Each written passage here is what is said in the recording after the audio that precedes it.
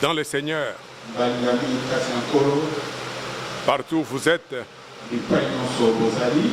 notre auditoire externe sur YouTube, sur WhatsApp, sur Facebook. Je vous salue tous au nom du Seigneur et Sauveur Jésus-Christ. Nous sommes là encore pour notre rendez-vous du message diffusé en ligne.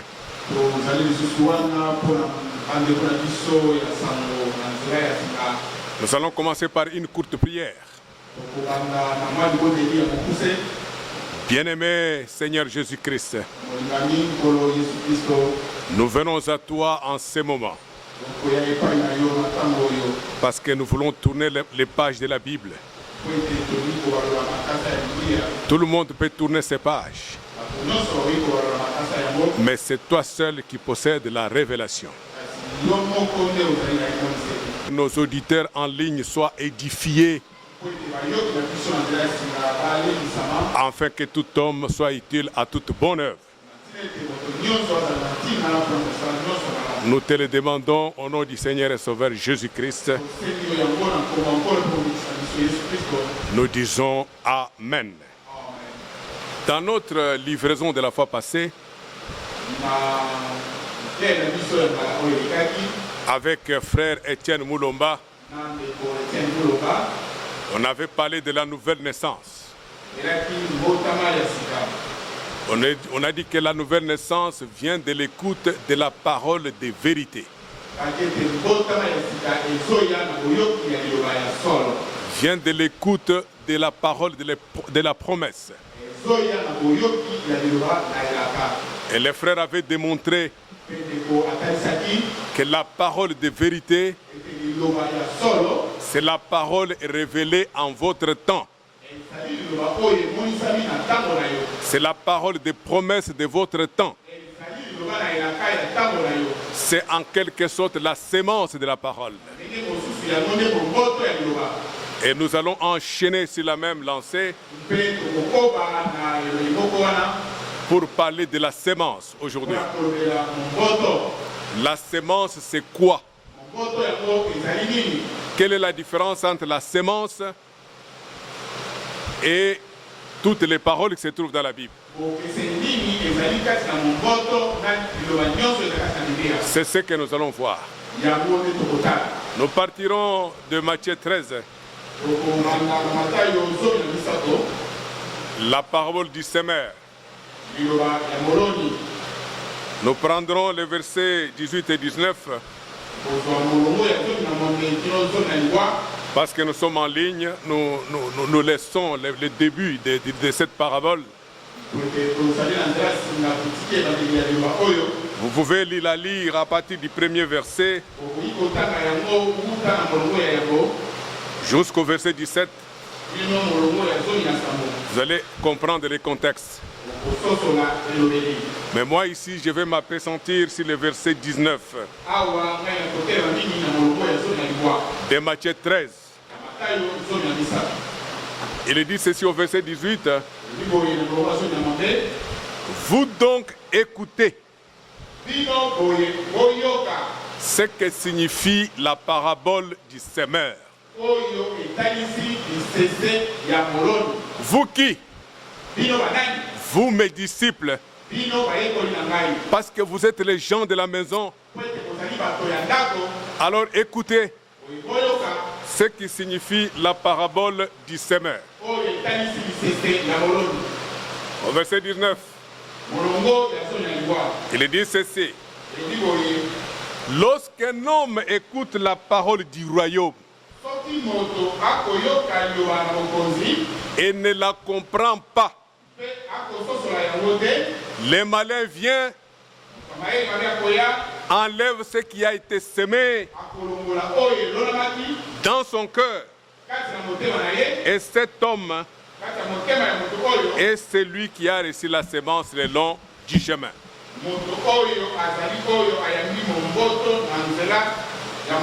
Arrêtons-nous là. Il parle d'un homme qui écoute la parole du royaume. Toute parole n'est pas la parole du royaume. C'est comme ça que moi j'introduis les choses. Toute parole n'est pas la parole du royaume. La parole du royaume, d'abord, qu'est-ce que le royaume? Et comment on entre dans le royaume? Le royaume doit avoir un Seigneur. C'est le royaume du Seigneur Jésus-Christ qu'il a établi après la croix de Golgotha. La Bible dit, Dieu a fait Seigneur et Christ, c'est Jésus que vous avez crucifié. Il l'a fait Seigneur, pourquoi? Parce qu'il lui a donné un royaume. Il lui a fait Christ, pourquoi? Parce qu'il lui a donné la parole ointe. Quand vous l'écoutez, vous entrez dans le royaume de Dieu. On se comprend bien. Quand vous l'écoutez, vous entrez dans le royaume de Dieu. Nicodème était venu effectivement la nuit voir Jésus-Christ.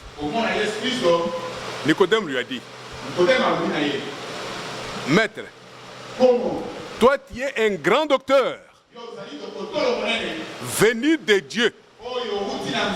Parce que personne ne peut faire les choses que tu fais sans que le Seigneur soit avec lui. Alors pour ça, tu es un maître, un docteur venu de Dieu. Nicodème croyait en Jésus-Christ. Oui, il croyait en Jésus-Christ. Mais ce qu'il ne savait pas, la dimension qu'il n'avait pas, c'était la parole du royaume. Et Jésus-Christ la lui a donnée.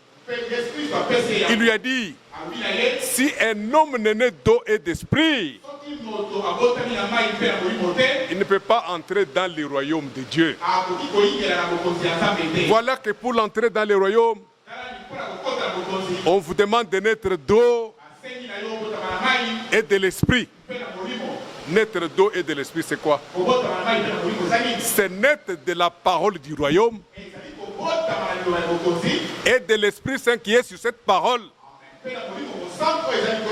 C'est ça la nouvelle naissance. C'était ce que Nicodème n'avait pas compris.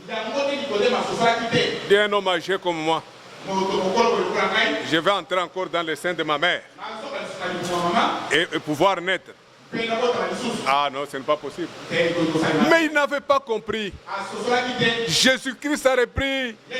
Il lui a dit, si un homme n'est né d'eau et d'esprit, il ne peut pas entrer dans le royaume. L'eau, c'est l'eau de la parole. Pas n'importe quelle parole. La parole du royaume. C'est la sémence dans la Bible. La parole du royaume, c'est la sémence de Dieu. Quand vous la recevez, le Saint-Esprit vient sur vous et vous êtes nés de nouveau. Alors ici, rentrons encore ici.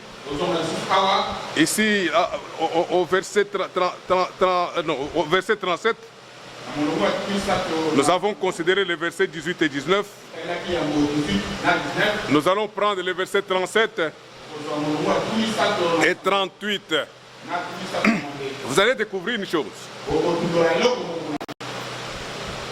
Au verset 36, il dit, la foule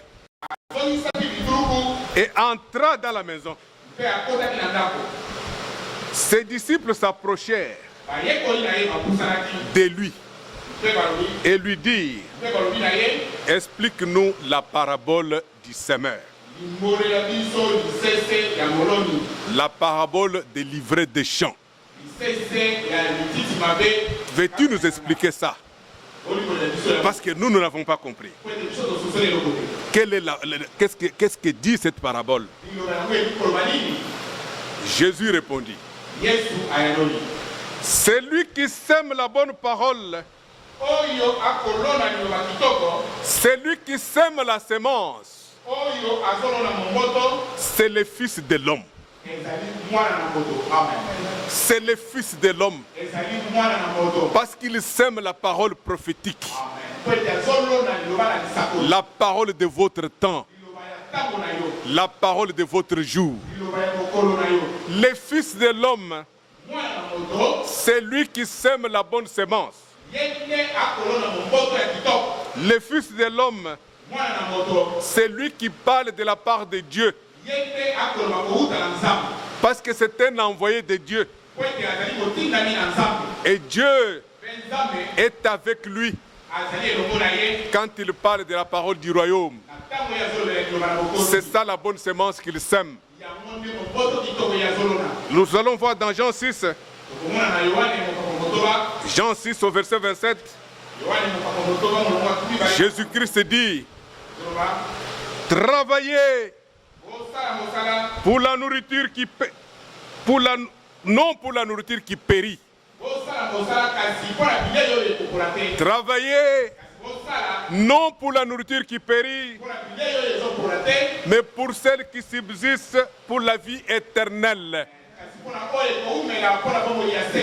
Et que le Fils de l'homme vous donnera. C'est le Fils de l'homme qui donne la parole qui subsiste pour la vie éternelle.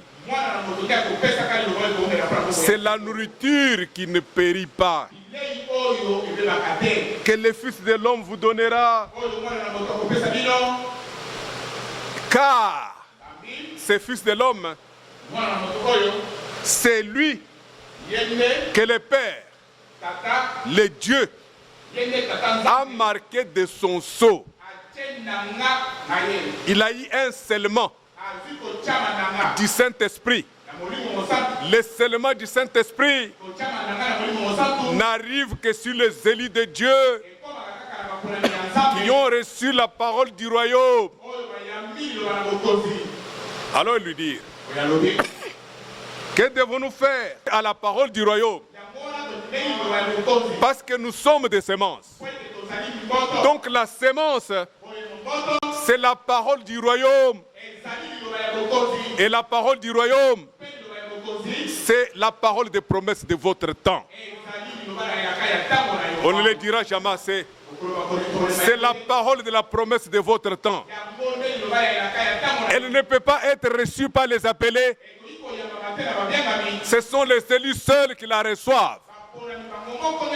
Et comme Paul était envoyé de Dieu, il était l'envoyé de Dieu, il parlait de la part du Fils de l'homme. Paul a dit: je suis envoyé comme apôtre seulement pour les élus, avec la parole du royaume. Paul est venu professer la parole du royaume aux semences de Dieu pour qu'ils naissent de nouveau, qu'ils entrent dans le royaume et qu'ils attendent la transmutation de leur corps. Ça, c'est ce que Paul a fait. Donc la sémence, c'est la parole d'engendrement. La sémence, c'est le Fils de l'homme qui la donne. La sémence, c'est la parole de la promesse de votre temps. Nous pouvons voir dans Luc, il y a aussi une pensée que beaucoup de gens utilisent à tort et à travers. Beaucoup. Luc 8, verset 11. Voici ce que signifie la parabole. La sémence, c'est la parole de Dieu. Ils disent que la sémence, c'est la parole de Dieu. Est-ce que la parole de Moïse est une sémence pour nous aujourd'hui? Non. Est-ce que la parole de Noé est une sémence pour nous aujourd'hui? Non. La sémence d'aujourd'hui, c'est la parole d'aujourd'hui. C'est l'aujourd'hui de Dieu. il faut entrer dans l'aujourd'hui de Dieu. Ici, il dit que la sémence, c'est la parole de Dieu. Mais écoutez le verset 10 plus haut. Ses disciples lui demandaient ce que signifiait cette parabole. Il répondit, il vous a été donné de connaître les mystères du royaume. Mais pour les autres, cela leur est dit en parabole. Afin qu'en voyant, ils ne voient point, qu'en attendant, ils ne comprennent point. Ici, le mystère qui leur est donné, c'est de connaître le mystère du royaume de Dieu. Alors la parole dont il est question au verset 11, il dit ceci, voici ce que signifie cette parabole. La sémence, c'est la parole de Dieu. À partir du verset 10, on peut conclure que la sémence, c'est la parole du royaume. La parole du royaume est réservée à ceux qui entrent dans le royaume. Et ceux qui entrent dans le royaume, ce sont les élus. Ce sont les élus qui naissent de nouveau. Nous ne le dirons jamais assez. Et nous allons encore le démontrer. Nous allons vous démontrer que ce sont les élus qui sont justifiés. Les appelés ne sont pas justifiés. Pourquoi? Parce que eux, pour entrer dans la vie éternelle, ils viennent à la fin, au jugement dernier. Ils sont jugés pour être justifiés. Mais les élus sont justifiés seulement en écoutant la parole du royaume, en recevant la sémence de vie, en recevant la sémence de Dieu. Ils écoutent, ils naissent de nouveau et ils sont justifiés. Nous allons le démontrer plus tard. Parce que nous devons un auditoire composé de plusieurs personnes, de plusieurs dénominations. Mais ce qu'il faut comprendre, c'est que l'évangile du royaume, c'est l'évangile destiné au royaume de Dieu, et un royaume dans lequel Jésus-Christ est Seigneur. Et il est Christ. C'est là que Dieu a fait de lui Seigneur et Christ. C'est Jésus que vous avez crucifié. Et quand Jacques 1,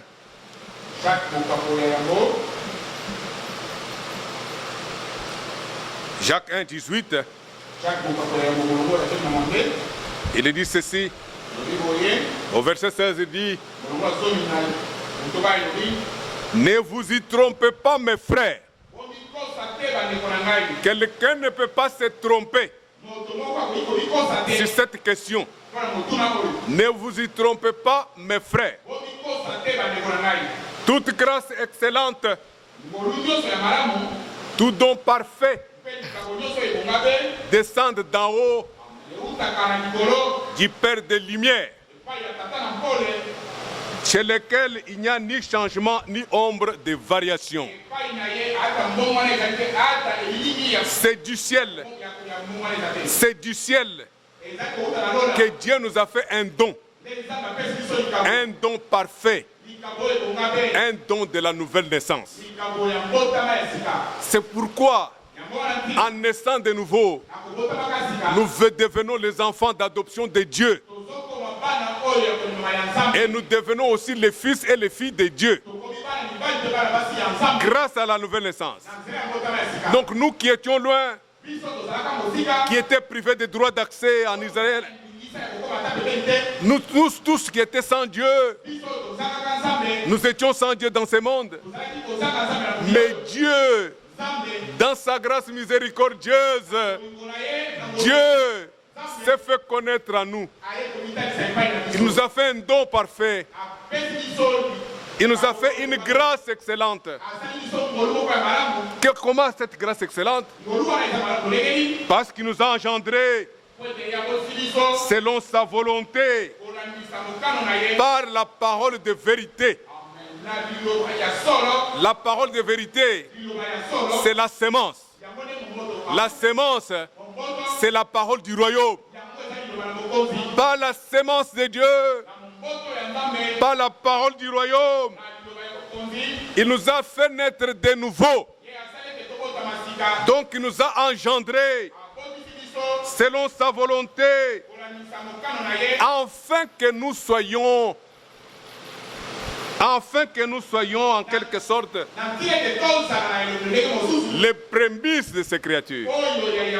Vous voyez que les élus qui naissent de nouveau sont des prémices. Comme Jésus-Christ. Jésus-Christ est aussi une prémisse.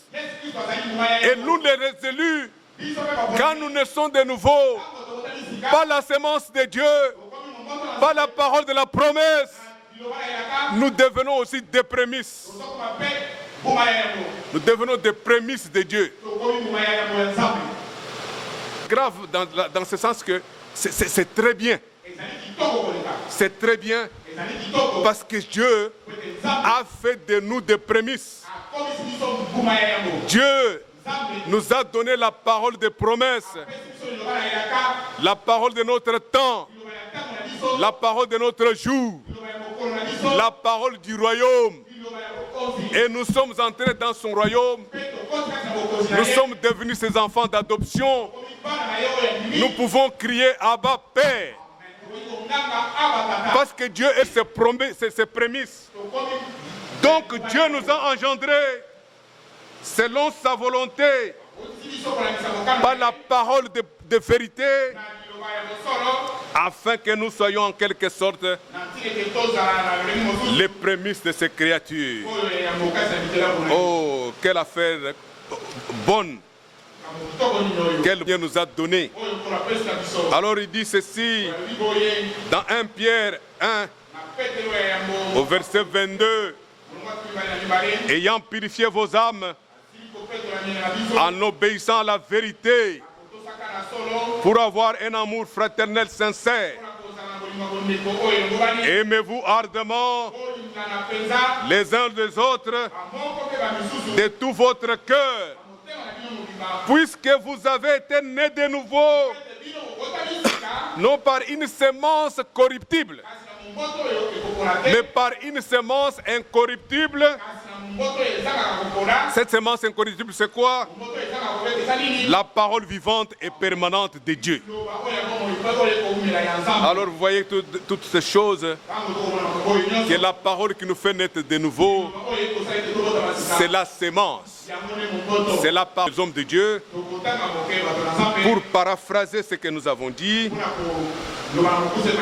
nous allons prendre la lettre 27 de frère Franck, qui est l'homme envoyé de Dieu pour aujourd'hui. Dans la lettre 27, il dit ceci. Il dit, lettre 27.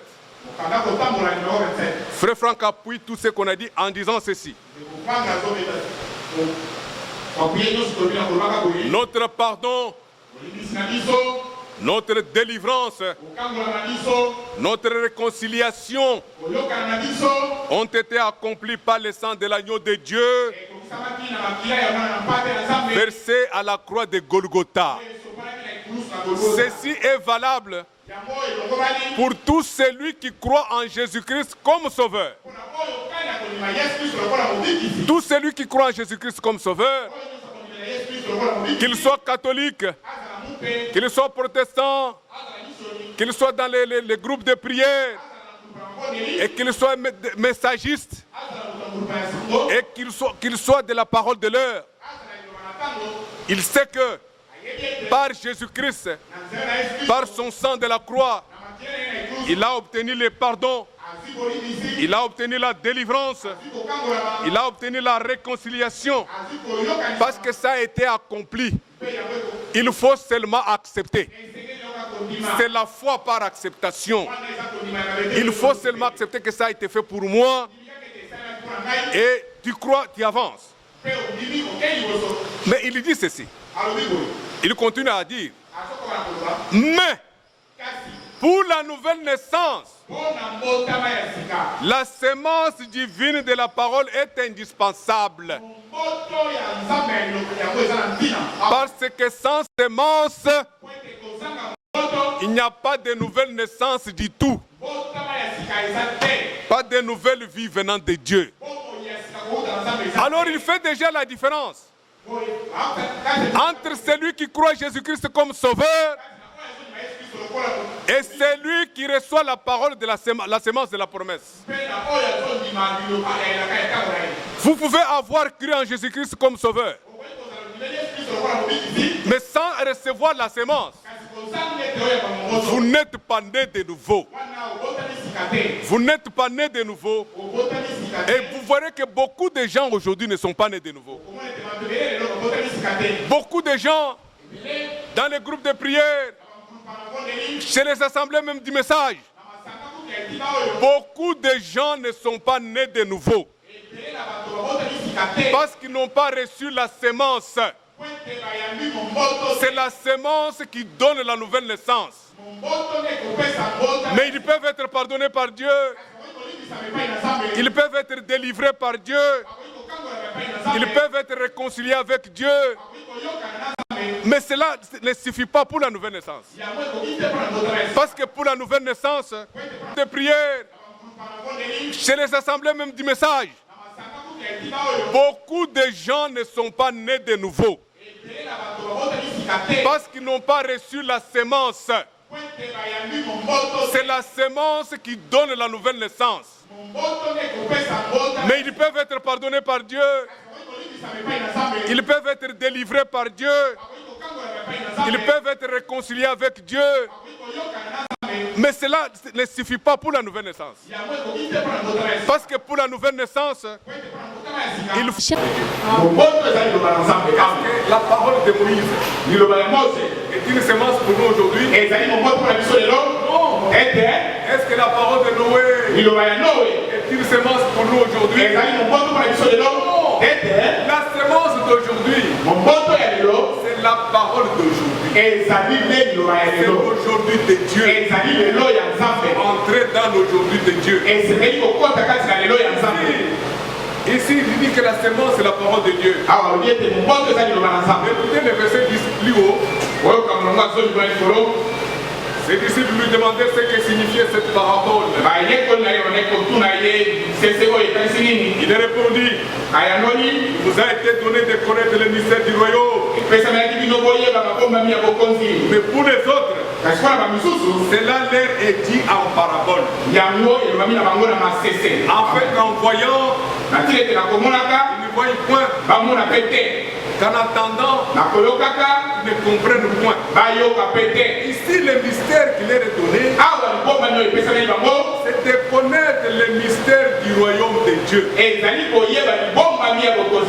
Alors, la parole dont il est question au verset 11, il dit ceci: voici ce que signifie cette parole, que la sémence, la parole du royaume. La parole du royaume est réservée à ceux qui entrent dans le royaume. Et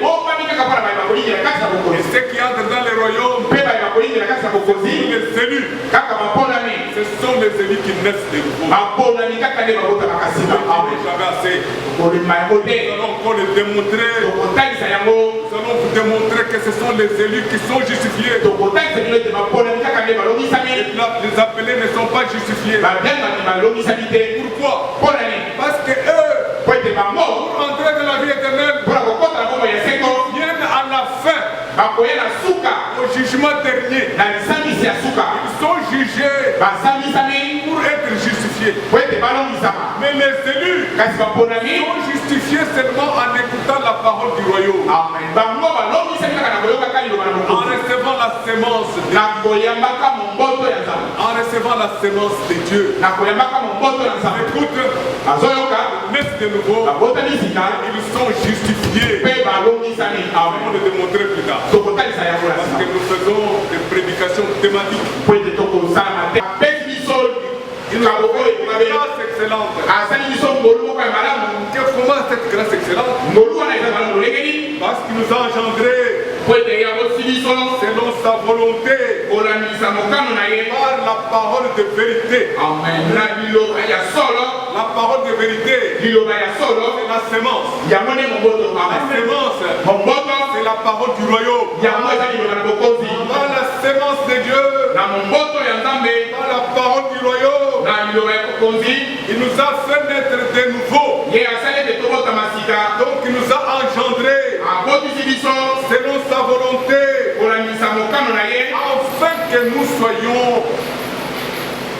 afin que nous soyons en quelque sorte les prémices de ces créatures.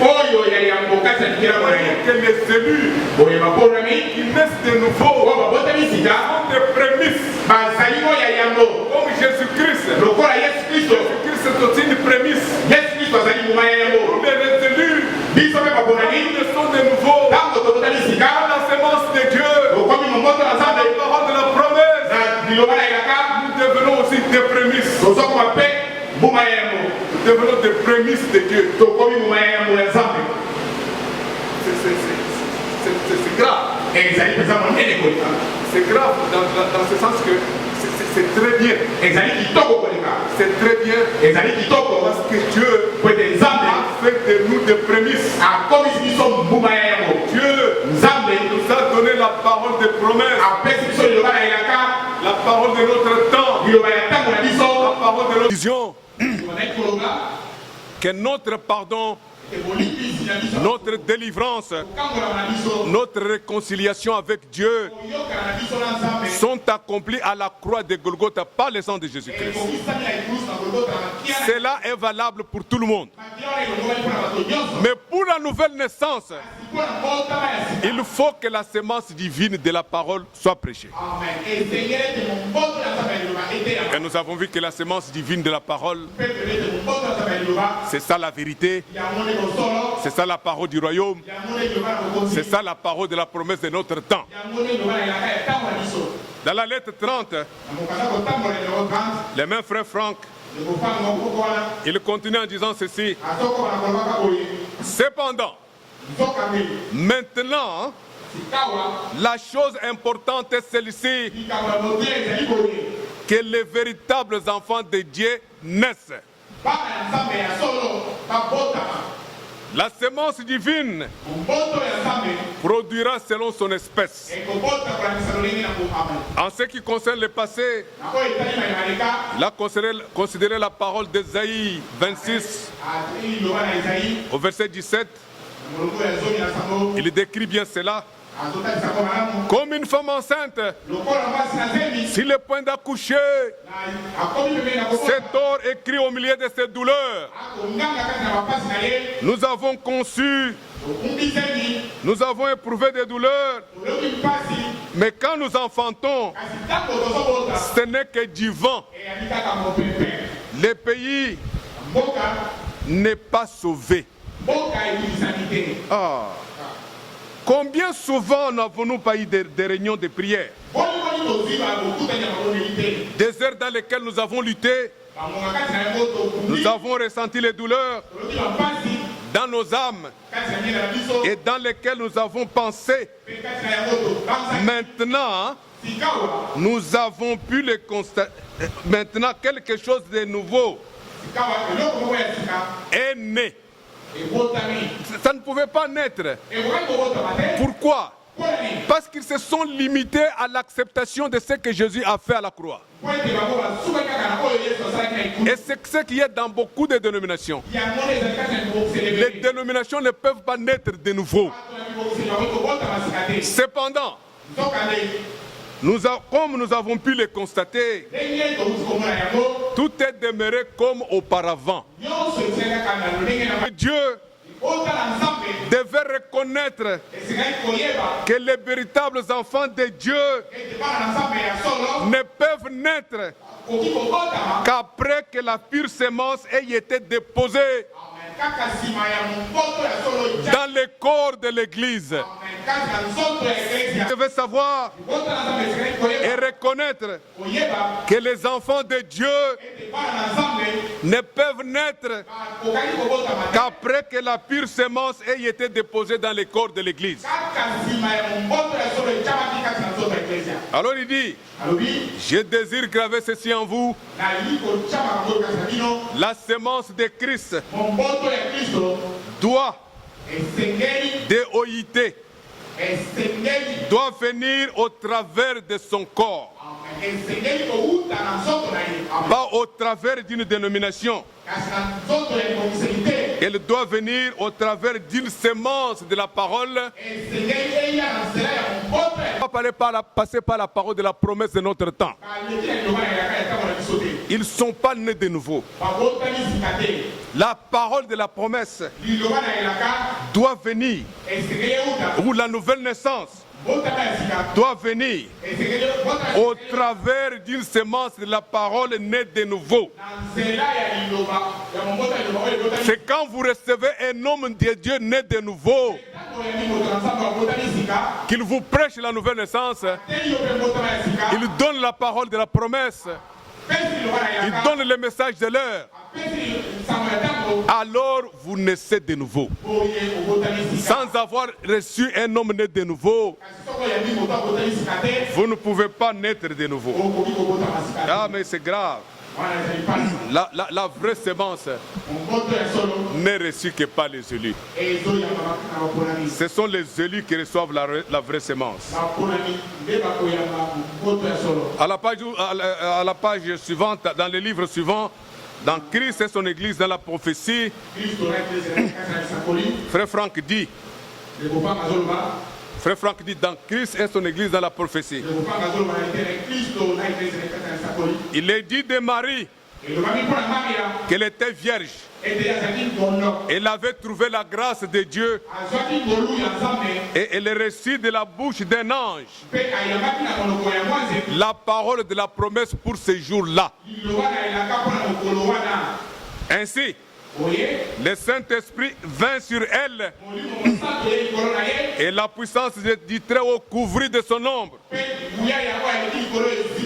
Parce qu'elle crut, les miracles s'accomplissent. La parole elle-même prit place dans le sein d'une vierge pour faire paraître ce qui avait été promis. Ainsi la parole devint chair. Ainsi en est-il aujourd'hui. La semence parole. Écoutez-moi bien, vous tous qui me suivez. La semence parole promise pour cette heure est reçue dans les vierges sages. Elles les croient et la puissance du Saint-Esprit vient sur elles.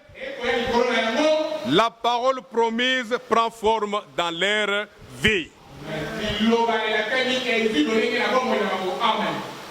On peut continuer des témoignages. Il y en a beaucoup. Mais nous nous arrêtons là parce que le temps est chronométré sur Internet. Que le Seigneur vous bénisse. Que cette parole prenne racine en vous. Que vous compreniez l'importance de la parole de la promesse. La parole de votre jour. L'aujourd'hui de Dieu. Que le Seigneur vous bénisse. Au nom de Jésus-Christ. Amen. Amen. Et Amen.